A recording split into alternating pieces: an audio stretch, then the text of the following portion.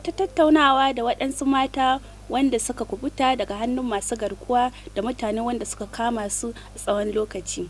Daya daga cikin wanda suka kubuta a tattaunawa ta bayyana yadda lamarin ya faru, ya rasa da su da kuma yadda suka kubuta a wani gajeren bidiyo.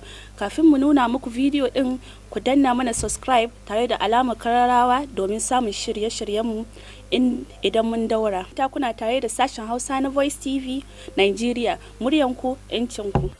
Ya ce to da na kira ɗayan cikin kogon domin Hausa Manduse muna shan iska, sai na kira cikin kogo ya zo ya ga na ce akwai maciji, ya zo ya ga maciji. To yana shiga ganin macijin, dama mun riga mun yi shawarar sai namijin ya biyo baya.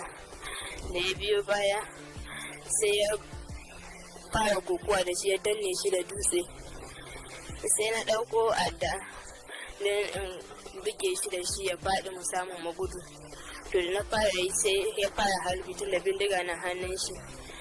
Na samu na rike bakin bindigan. To da na ga abun ya kusa ya fi karfin mu, sai na bar shi da namijin. Ina juyawa na tsalle sai ya tura namijin, sai ya yi harbi.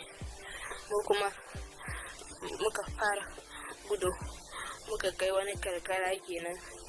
Sai wasu masu mashin suka zo suka fita da mu, suka haɗa mu da 'yan sanda. Shi ne aka kawo mu nan da faru kenan. Sun ce sun kira su, sun ce kuɗin ya haɗu, ba in biya